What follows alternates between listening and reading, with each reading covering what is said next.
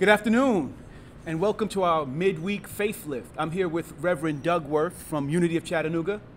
My name is Shannon LeBrun, and where are we, Doug?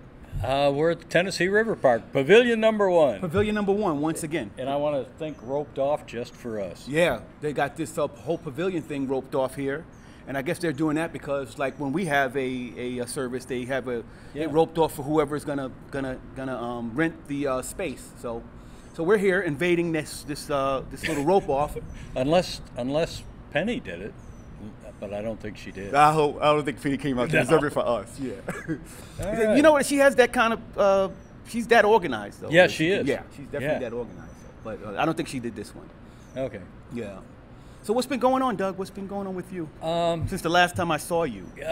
Actually, not a lot. Okay. You know, the only thing I can tell you is that on Sunday, I went up and with my daughter and her husband and power washed my mother-in-law's house. Oh, wow. And okay. she has got the lawn from Hades, for lack of a better word.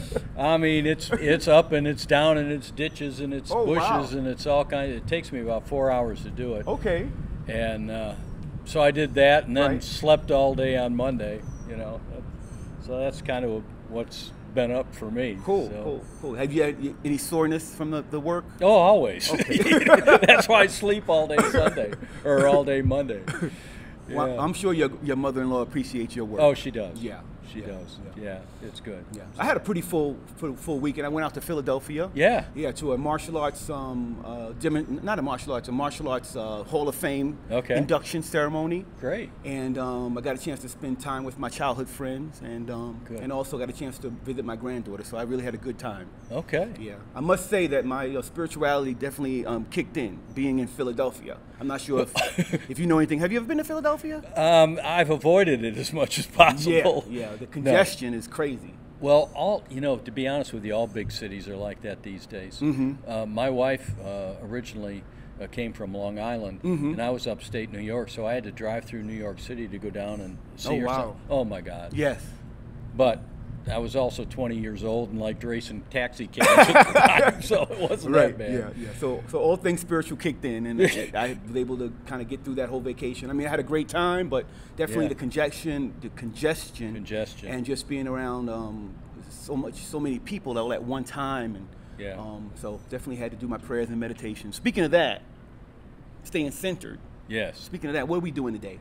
Well, we'll take a little bit of a recap. You know, the first time we did this, we talked about a regular spiritual discipline, and what we came up with was one of the ways to do that is the daily word. Just start your start your day off with that. It only takes 2 or 3 minutes. Reflect on it a little bit, and it's a nice way to calmly get your day going. And then last week, during our discussions, we talked a little bit about paying attention to what you pay attention to. Right. And how, as we focus our attention on the activities in front of us, we become aware of how the TV and our friends and our work and our spouse all to a certain degree program us. Okay, so we got to be very careful about what we pay attention to, what we allow in, and what we simply say, not right now. Right. That makes sense. While I was out in Philly, I was so focused on the fact that I couldn't find a parking spot until I just kept focused on the fact that I couldn't find a parking spot. And guess what happened? I couldn't find a parking spot. That's right. And then I got a call, and a friend said, "Why don't you find a parking spot? Focus on finding a parking spot." And I focused on finding a parking spot, and I put the car in the garage. There you go. It was so simple. Yeah. You know, I'll tell you a funny one. When I first started in on spiritual activities and the law of mind action and how to work it, the thing that I used to practice on is finding parking spaces. Wow. And so when Penny and I would go out, she'd always look at me in amazement. She said, "How did you find a parking space right up front in front of the door?" Right. And I would tell her, and she'd think I was weird, you know. But that's a good way to do it. Yeah. So I'll tell you a funny story. again, that's all about paying attention to what you pay attention to and focusing and that sort of thing. Wayne Dyer used to tell a funny story, and one day he was closing his car door, and he caught his thumb in it, and it hurt like the devil. Bruised it up, sure did. And he pulled it out, but Wayne was very, very focused on what he was thinking about, and so he pulled it, and no sooner did he do that than he said to himself, what was I just thinking about? Wow. Okay? And what happened was, what he said was, I just had all this garbage thought. I had all this, there were anger thoughts, there were anger feelings, there was all kind of, in other words, he was all wound up about something. Right. And boom. That's what happened. Yeah. The mind-body connection, you know.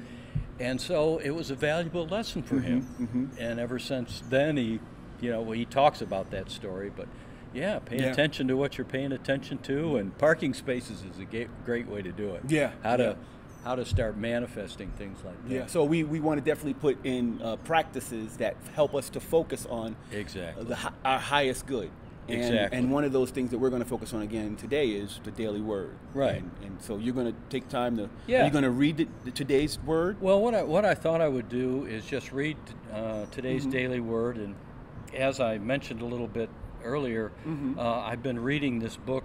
It's called The Gathering by Jim Rosemergy.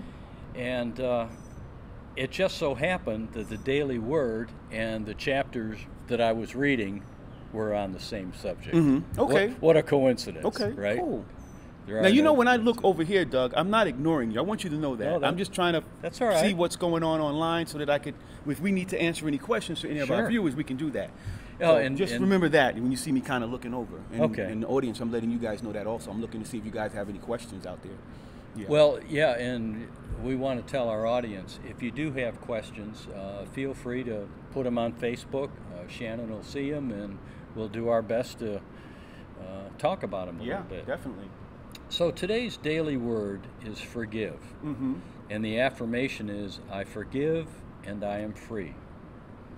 When I've experienced something painful and it weighs heavily on my heart, I may want to offer forgiveness. But how? How do I forgive when I'm still in pain over the actions of another? I begin by surrendering my bruised feelings in the silence. I'm not sure what everybody knows is the silence. We'll talk about that in a minute. And opening the way for the free flow of love and peace throughout my soul and body. I quiet my mind. I release all thoughts as I focus on my breath. Settling deeper into the silence, I let go. I speak these words. I release you, I let you go. You are free. I am free. And so it is. As these words resonate in my heart, I begin to feel light and free. I greet the peace I have gained through forgiving. And the scriptural reading is, do not judge, and you will not be judged. Do not condemn, and you will not be condemned. Forgive, and you will be forgiven. From Luke chapter 6, verse 37. It's all about forgiveness. And Jim Rosemergy is a prolific author. He's written a number of books, and a longtime Unity minister. And he's also going to be the keynote speaker at our Kanuga retreat at the end of August through the first week in September. I think I have a picture of Jim here. I think I have a picture of him right there. That's Jim and Stogood.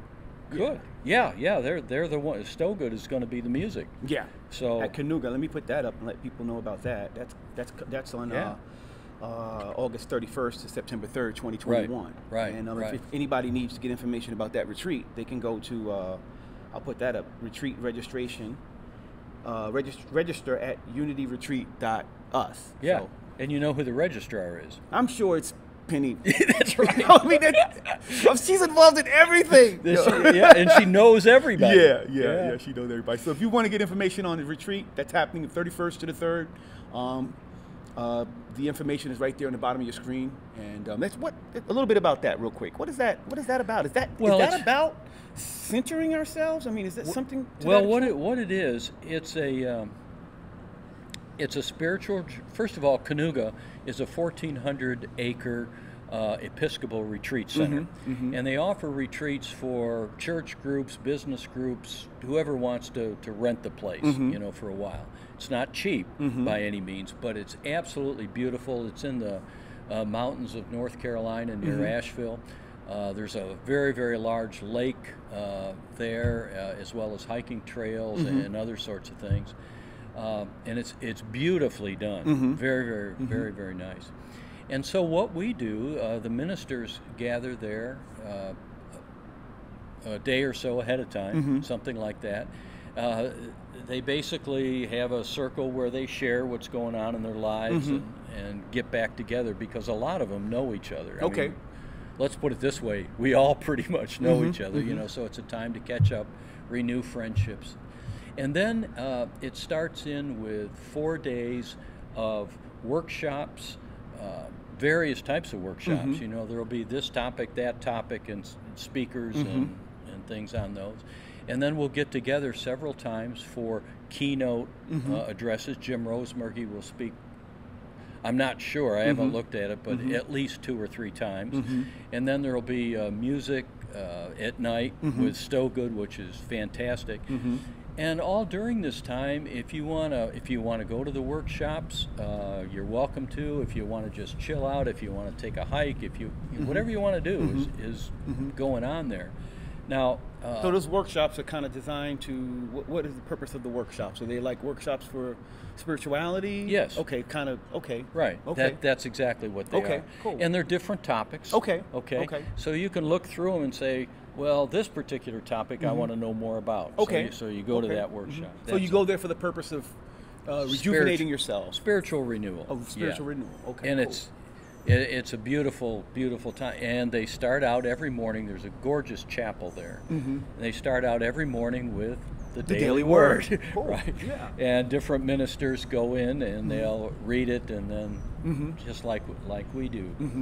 And a lot of people know, and a lot of the ministers know, that for a long time I did a lot of whitewater kayaking. There's a beautiful lake there. They have kayaks, although they're open cockpit, you know, as opposed to the closed stuff that I was in. We need to go out and do some kayaking.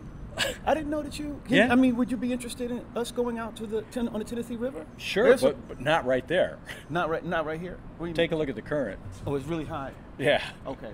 Downstream a little bit. Okay. Cool. I'd love to do that. Yeah. If you want to. I mean, there's a rental place that I'm a member of, and I can get the boat, and we can do that. Yeah. Cool. That'd be nice. All right. Look forward to that. Maybe we'll do a live stream, a podcast in the boat. On the boat. Put the camera up front. Yeah. There you go. So, anyways, this coming retreat, I've signed up to help people with kayaks because I used to do that. Yeah.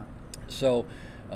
For those people who want to get in a kayak and paddle around the lake a little bit and feel comfortable and safe doing so, I help them out with that, put them in, we call them PFD, personal flotation devices. They used to be called life jackets. So anyways, and you know, there's geese out there and there's, you know, you look down, you can see big fish and stuff. It's just a spiritual, it's time to just renew yourself and Yeah. get new information and bond with friends. Exactly. Yeah. And it's absolutely great. So we just talked about forgiveness with the Daily Word. Here's what Jim Rosemergy has to say about it. And I'm just going to read some of the things that I've underlined. He says, one of the great barriers to an experience of God's presence is lack of forgiveness. Wow. We justify our anger and it becomes resentment. And if it is fed long enough by hurtful memories, thoughts of revenge and behavior, it grows into hatred, and a hate-filled soul cannot feel God's love. Wow. We may strike out at the other person, but our hands are around our own throat, My God. restricting our ability to breathe peace and harmony into our world. We limit ourselves with our lack of forgiveness of others, but it is also possible to be unwilling to forgive ourselves. This chapter challenges us to forgive those we believe have harmed us. And I've underlined a few sentences here and there that, here's one. No one has a healthy, loving relationship with God who is in conflict with his fellow human beings. Wow. And it is only through a divine partnership with God that the power of the one flows in its fullness into our lives. God, of course, is not affected by our actions and resentments. Love is always love, but our resentment is an effective barrier to divine love. We hold a shield forged by our anger, and it is enough to blind us to our true relationship with God and God's creation. We do not feel God's love for us because we are not expressing love to others. This is the message found in the Lord's Prayer, and forgive us our debts as we also have forgiven our debtors. On the surface, Jesus seems to be saying that if we are unforgiving, God will not forgive us, but this is not true. God, which is love itself, does not need to forgive. Forgiveness becomes necessary where there are feelings of anger, resentment, or hatred. Hear the message again. Our lack of forgiveness makes it impossible for us to feel the love of God that is perpetually showered upon us. God doesn't withhold love. We build a barrier that God honors. And it goes on, and it's really pretty good. So we build a barrier that God honors. Yeah. So this resentment, this hatred that we have in our heart, it builds a barrier, and God honors that barrier. Yeah. Wow. Well, again, the law of mind action. That's where I was going with this. Yeah. So pay attention to what you're paying attention to. So not only God's love, God's people that's trying to love you is going to have a difficult time loving you because you have built this barrier around you. And not only that, again, the law of mind action here. Think, when you've got that kind of energy going on, think of what you're attracting to yourself. Wow. More situations, instances, and people that will recreate that feeling. Wow. So it's a self-perpetuating cycle.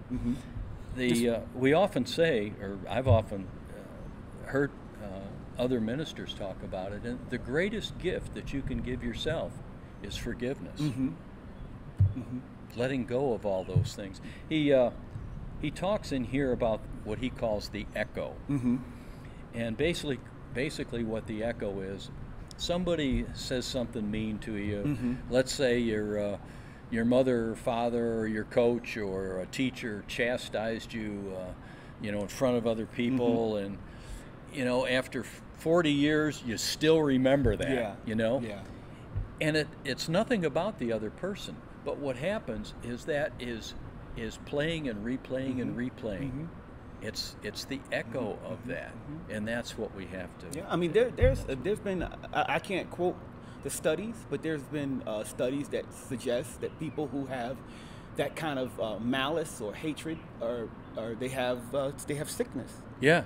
There's been studies that. Well, there's the mind-body connection, and I can tell you story after story. One of them that comes to mind is this person.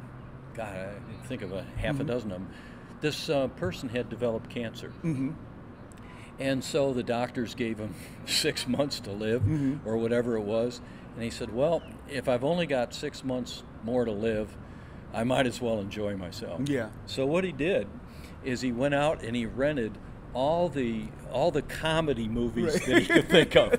The dumb stuff, the Three Stooges, all kinds of just slapstick, funny stuff. Yeah. And he put it on his DVR or whatever playback he had at the time. This was years ago. And he started laughing. He started feeling better. 6 months later, that cancer was gone. Wow. I believe it. That was gone. I believe it. That was gone. I'll just give you another one. A lady came up to a minister friend of mine, and she was wrapped kind of tight. And she said, I just can't find a loving relationship. And this guy did this, and this guy did that, and, on and on and on, like that. And she was very, very critical of past relationships that seemed to form and then went away. Yeah. And so the minister looked at her and basically said, take a look at the energy that you're putting out.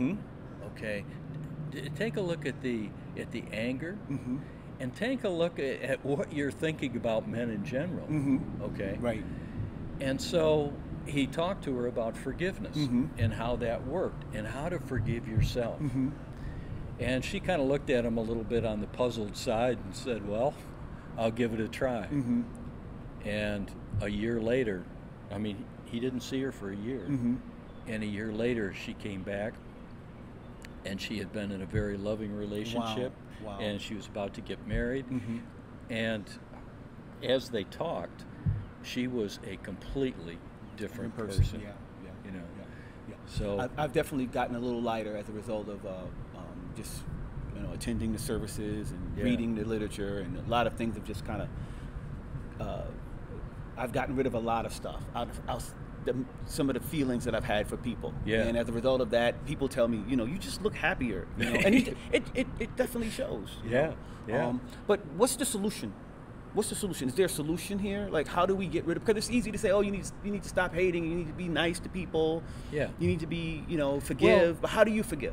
How do you do it? Well, he gives a little bit of a how to do here. I'm gonna look at some of these questions while you. Oh, we got questions coming. We got a lot of stuff coming. Well, by the way, before we get into how you do it, let me talk just briefly about the other side of the coin. We don't have questions. I thought we did, but we have a lot of comments. Okay. The other side of the coin is you have to use some discretion here. And when I was in ministerial school, we were talking about forgiveness, and the instructor, who was a former minister of a large church, told us this story.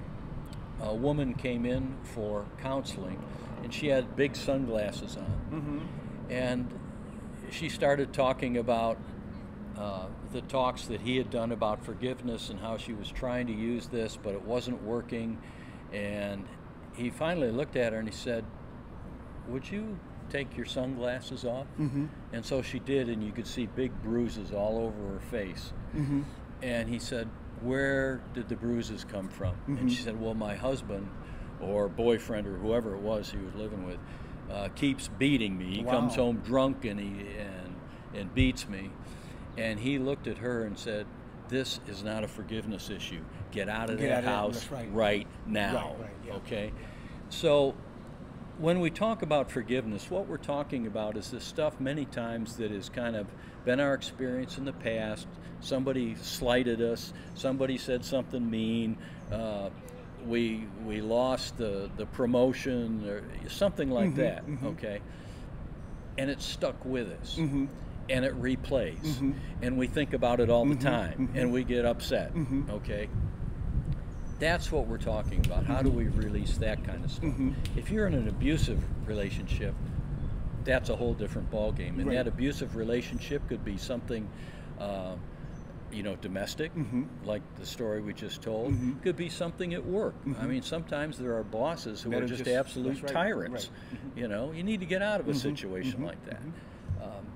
So, anyways, a little bit of discretion. It doesn't mean that it doesn't mean tolerance. It just means to let it, to release it.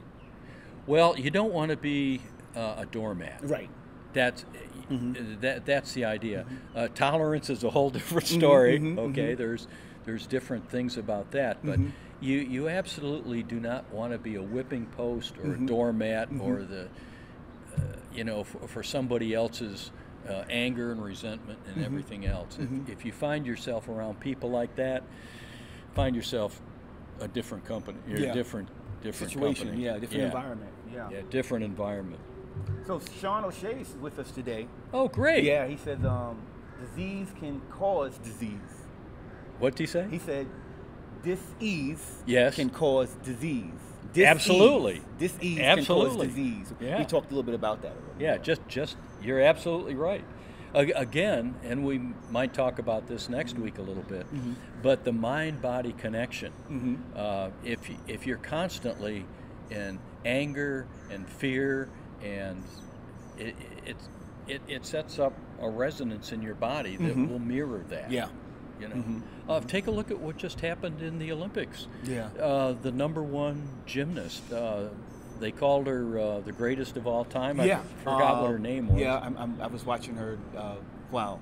Yeah. Yeah. I know who you're talking. I think everyone knows who you're talking about. Yeah. The young black girl. Yeah. Just yesterday, she was kind of the hope for the gymnastics team, and something happened. It wasn't necessarily physical, mm-hmm. but it was more of a mental mm-hmm. thing, and it translated into her not being able to perform at her highest level.